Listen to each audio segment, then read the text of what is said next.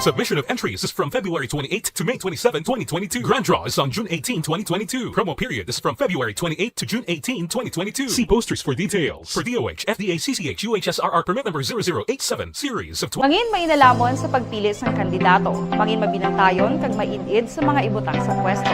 Umpisahi ang pagbago paagi sa wais sa pagpili karon nga eleksyon. Yari ang pila ka mga tips para sa wais may nalamon kag insakto nga pagpili sang pagabutohon. Una, maghimo sang listahan sa mga kandidato kag maghimo sang listahan sang posible iboto. Ini ang pwede mo ibase sa ila plataporma kag mga panindugan sa kada isyu. Ikaduha, kibalua ang mga isyu o kung tupiko nga importante sa imo bilang isa ka botante. Magdesisyon kung ang para sa imo nga tupiko nga dapat hatagan sang pagtamod, isyu kaangay sang government transparency, human rights, unemployment, korupsyon, kapigaduhon, mataas nga crime rate, rural area development, mga environmental issues kaangay sang polusyon, COVID-19 kag iban pa. Ikatatlo, kilalaha ang mga kandidato. Agud nga mas makilala ang mga kandidato, i-konsiderar ang pila ka mga puntos kaangay sang paglantaw sang debate kag public discussion sang mga kandidato kag hibalua ang leadership background o kung eksperyensya sa pagpamuno kag performance sa isa ka kandidato. Ikaapat, kag ang labi nga importante sa tanan, magboto. Mauyang lamang ang tanan mga ginhimo nga preparasyon kung hindi ka magboto sa maabot nga eleksyon. Dumduma mga kaaksyon, ang pagboto ang isa ka kinamatarong. Hindi pag-uyanga kaysa kada boto mo, dako sini ang dala nga pagbago. Itama ang boto, iboto ang tama. Para sa action tips, ini naman sa Aksyon Dorel Cabato. Sa din ka mangyabahin sang Pinas, labuton ka sa amon balita kag serbisyo. Sama-sama tayo, Pilipino. Una sa balita, una sa aksyon, sa Bacolod, Aksyon Radio. The Candidates Forum. The Candidates Forum, hibaloon ang mga plataporma di gobyerno. Usisaon ang nahimuan kag inagihan sa mga politiko. Patpaton ang mga proyekto nga ila ginaplano. The Candidates Forum. Balita sa aksyon. Aksyon Radio Philippine Standard Time, alas 6:07, kakaroon sa detalye sa atong mga nagapanguna nga balita lokal. Kapin 50 ka mga volunteers kag tiglawa sa kada parokya ang nagtambong sa General Assembly sa Parish Pastoral Council for Responsible Voting o kon PPCRV sa Negros Occidental. Ngagin patigayon sa Vianney Hall sa San Sebastian Cathedral subong hapon. Sunod kay Father Chris Gonzalez ang in-charge sa PPCRV sa Negros Occidental. Sa sining aktibidad, ginpahibalo ang mga volunteers ang pinala nga instruction para sa piniliay. Kaupod man ang COMELEC sa probinsya. Dugang pa ni Gonzales ang mga nagpasakop sa aktibidad ang diocese-wide humalin sa mga parokya sa syudad sang Victoria tubtub sa banwa sang Hinigaran. Sa sining aktibidad, ang mga volunteers ginatugutan nga makaboto pagi sa sample ballot kag pagsulod sini sa vote counting machines. Sa karon, may 1,500 na ka mga PPCRV volunteers sa probinsya kag ginalantaw ni Gonzales nga magasaka pa ang numero samtang nagahilapit ang piniliay.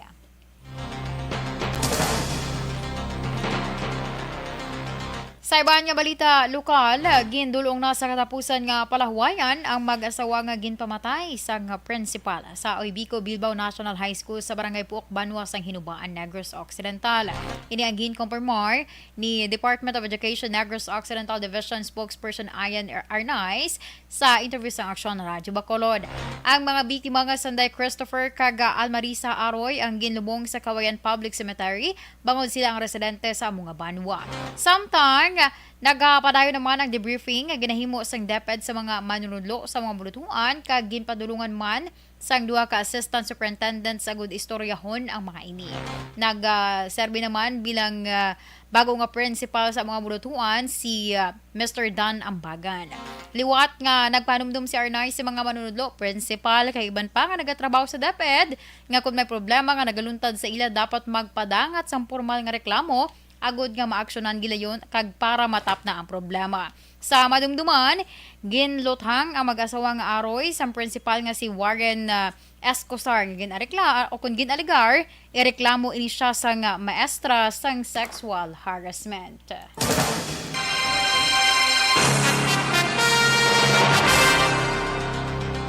Sa dugang pa nga balita lokal, ginpasangkad sang Sineco ang ila kampanya batok sa illegal nga koneksyon sa kuryente sa residential man o kon commercial. Ginpayag ni Malo Paroko ang Public Relation Officer sang Sineco ang pagpasangkad sa pagparakop sa illegal connection. Ang tungod man nag-aapekto ini sa kooperatiba kagang tuman kadako na nga system loss nga ginabayaran sa mga konsumidor. Ginpatag ni Paroko ang lapnagon nga inspection kag pagparakop base man sa mga tip kag report kay ilang mabatunan halin sa publiko. Ginehemplo ni Paroko nga sa mga semana may isa ka establishmento na dakpan bangod sa illegal connection pero nagpamalibad nga hingadlan. Ginpayag ba ni Paroko nga tinalikdan nga Webes ginsapol sang Sineco ang mga punong barangays para pangabayon ang ila suporta batok sa kinawatay sang kuryente. Ang ini nga kampanya sang Sineco ang nasaad man sa RA 7832 ukon ang Anti-Electricity and the Electric Transmission Lines and Materials sa Pilferage Act of 1994 kangay isang illegal tapping, pag-install sang jumper, pagtamper sang metro kag iban pa. Ang publiko ang pwede maka-report sa 458-6777 ukon mag-text sa 0961-621-5718 ukon sa 0956-137-5793. Dako naman ang pagpasalamat ni Executive Assistant kag Market Cluster Head Ernie Penida sa kooperasyon sa mga vendors sa tatlo ka mga merkado sa syudad sa Bacolod nga sa karon padayon nga ginapaidalom sa konstruksyon. Suno kay Peneda, mangin madasig na ang pagtrabaho sa contractor sa mga proyekto, ilabi na sa Burgos sa public market sa diin, mayar sang temporaryo nga lugar nga ginsayluhan ang mga manugbaligya, ilabi na ang bahin sa vegetable section. Dugang pa ni Penida, mismo ang mga vendors ang tatlo ka mga merkado ang luyag man nga maka-eksperyensya sa bagong infrastruktura sa palaabuton. Hindi lamang sa ila kasulhayan, kundi ilakip na sa publiko nga nagapamalaklon sa mga lugar. Nagapati man si Pineda nga kung magpadayon lamang ang kadasigon sang konstruksyon, dako ang posibilidad nga matapos nang ang mga proyekto sa sulod sang 2 ka bulan base man sa timetable nga target sang kontraktor.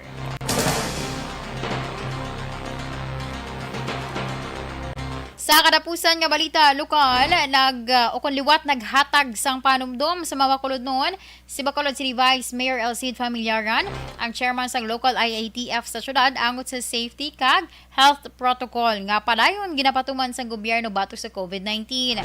Suno sa BC Alcalde, hindi pa dapat maghatag sang kumpiyansa ang publiko bangod nagapabilin sa gihapon ng pamahog nga dala sang amo nga pandemya. Dugang pa ni Familiaran sa ika-6 mga tinion liwat nga nangin 0 case ang syudad apang wala sa gihapon sang garantiya nga magpadayon ini nga sitwasyon ilabi na kung hindi maghalong ang publiko kangay sa naeksperyensyahan sa pila ka mga lugar sa pungsod China. Padayon man nga ginikampanya sa BC Alcalde ang vaccination drive nga ginahimo sang syudad sa nabilin yung mga sektor nga wala pa mabakunahan. Una sa balita, una sa aksyon.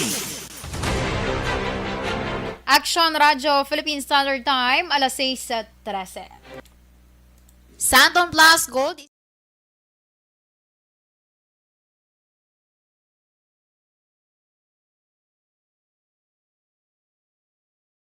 Alamin kung paano sumali sa Isulat ang iyong pangalan, address, contact number at signature sa isang papel. Ilagay sa white legal-sized envelope kasama ang proof of purchase. At sa labas ng envelope, isulat ang promo title, produktong ginamit at ang MBC station. Pwedeng ipadala o ihulog sa drop boxes sa MBC stations nationwide. DZRH Love Radio. Yes, the best. Easy Rock, Aksyon Radyo, and Radyo Natin. May weekly draws na, may grand draw pa. Hatid ng unique toothpaste, Pride Detergent, Star Wax Floor Wax, Shield Bath Soap, Smart Dishwashing, White Rose Papaya with Vitamin B3, at Charm Fabcon. Pwede kang maging milyonaryo sa ACS Milyones. Submission of entries is from February 28 to May 27, 2022. Grand draw is on June 18, 2022. Promo period is from February 28 to June 18, 2022. See posters for details. For DOH, FDA, CCH, UHSRR permit number 0087 series of Mangin mainalamon sa pagpili sang kandidato. Mangin mabinantayon kag mainid sa mga ibutang sa pwesto.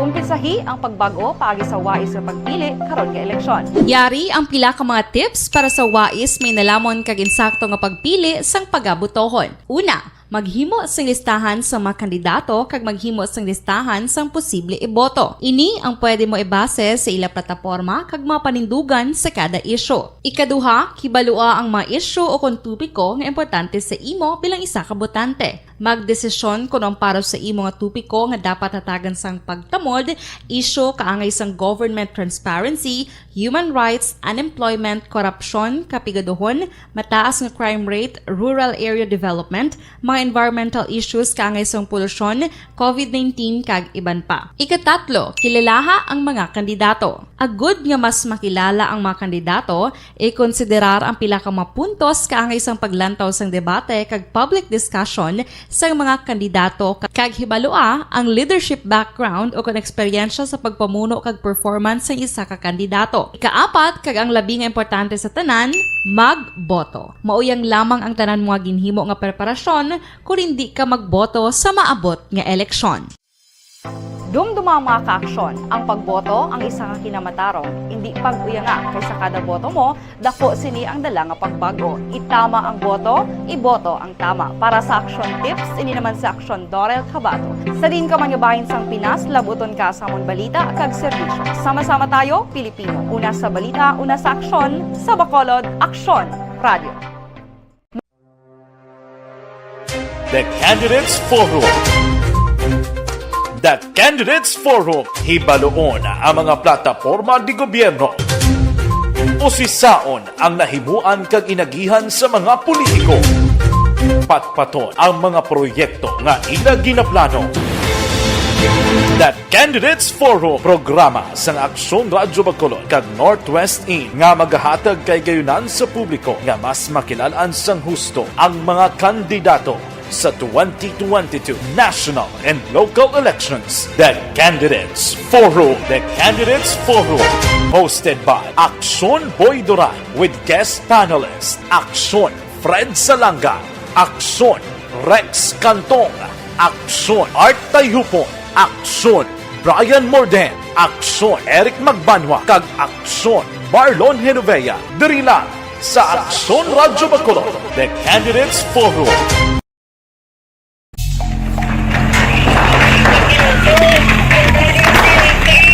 Presyar na tayo! Presyar na!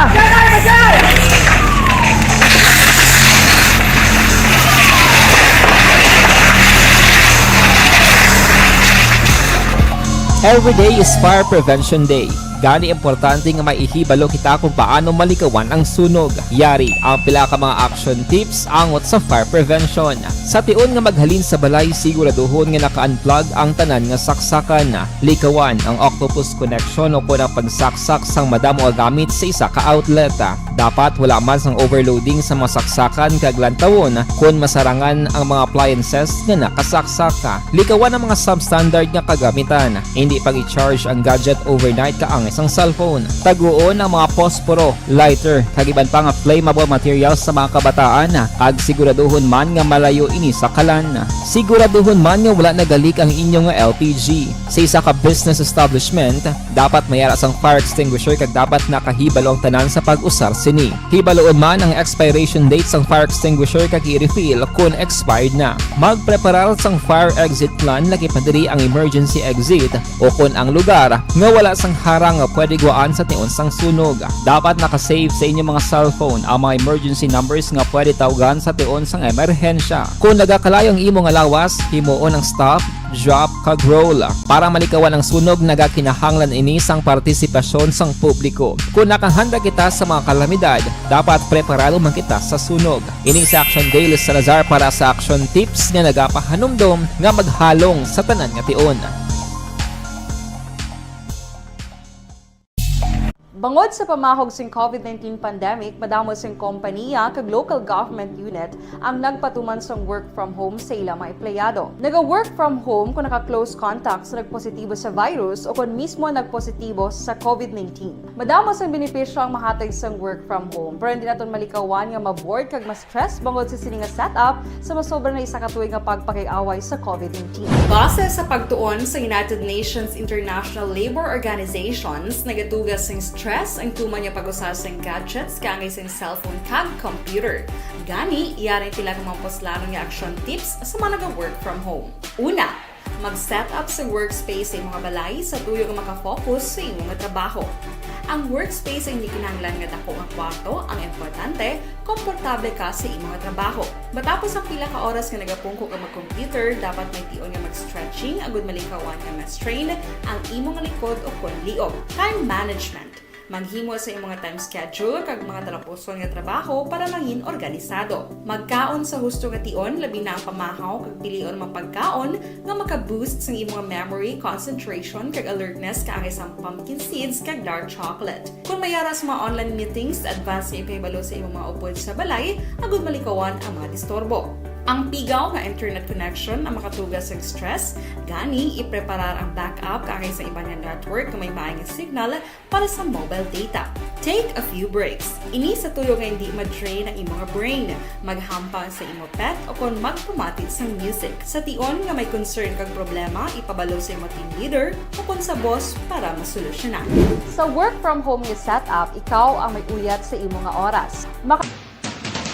Aksyon Radio Philippine Standard Time alas 6:21 kag karon sa detalya sa ato mga nagapanguna nga balita nasyonal. Mabudlay sa gobyerno nga padayunon ang pagbakuna sang mas madamo nga individual ilabi na kun ipaagi sa house-to-house vaccination. Suno kay Health Undersecretary Miarna Kabutahe, madinalagon ang programa sa Department of Health sa dalagko nga lugar. Apang kinahanglan sang dugang pa nga mga pamaagi agud mapasaka ang vaccination sa iban pa nga mga lugar nga nagapabilin nga manubo ang vaccination rate. Ginehemplo ni Kabutahe ang ginpatigayon nga special vaccination days sa Negros Occidental, Negros Oriental kag bilog nga Region 2 sa diin jutay lamang ang nagbabakuna. Sa record, nag-average ang Pilipinas sa karon sang 200,000 ka mga persona nga nagakabakunahan sa kada adlaw. Ginatun-an sa karon sang kampo ni Vice President Leni Robredo ang kaso nga pwede ipasaka batok sa nagpalaptas ang aligasyon nga advisor sini ang founder sang Communist Party of the Philippines nga si Jose Maria Sison. Una diri ginpahayag ni Robredo nga klaro nga kabutigan ang nasambit nga report kag kinahanglan may legal nga aksyon ang kampo batok sa mga tawo nga nagapalaptas sang peke nga balita. Mismo si Sison ang nagpagwa man sang pahayag nga panginwala sa nasambit nga akusasyon. Sa dugang pa nga balita nasyonal, may pandam sa karon ang Commission on Election o kung si COMELEC Commissioner Ray Bulay batok sa mga nag-aakusar sa election body nga nagapabor sa sinuman nga kandidato para sa Mayo 2022 nga eleksyon. Suno kay Bulay, hindi pangduha-duha ang COMELEC nga i-report ini sa Armed Forces of the Philippines agud nga mapasabat sa kasuguan. Ginahimo ni Bulay ang paandam sa piyak nga nagapabilin nga epektibo ang writ of habeas corpus sa panahon sang eleksyon nga nagatugot sa pumuluyo nga ma-question ang detensyon nga wala sang formal nga ginpasaka nga kaso. Sa katapusan nga balita nasyonal, ginpahayag sa National Vaccination Operation Center nga supisyente o kung bastante ang supply sa COVID-19 vaccines nga pagagamiton para sa ikaduha nga booster shot para sa mga immunocompromised. Suno kay NVOC Chairperson Dr. Miarna Kabutahe, nagakaigo man ang bakuna para sa primary doses, first kag second booster shot. Sa madumduman, Biyernes na ginaprubahan ni Health Secretary Francisco Duque III ang paghatag sang ikaduha nga booster shot para sa mga immunocompromised. Una sa balita, una sa aksyon. Kaginyugin pamatian ng kabusan nga detalye sa aton mga natipon nga mga balita. Diri lamang sa Aksyon Balita Evening Edition karon nga adlaw Sabado, Abril 23, 2022. Sa liwatan niyo tag balita, Aksyon and Defensor. Una sa balita, una sa Aksyon, sa Bacolod, Aksyon Radio. Number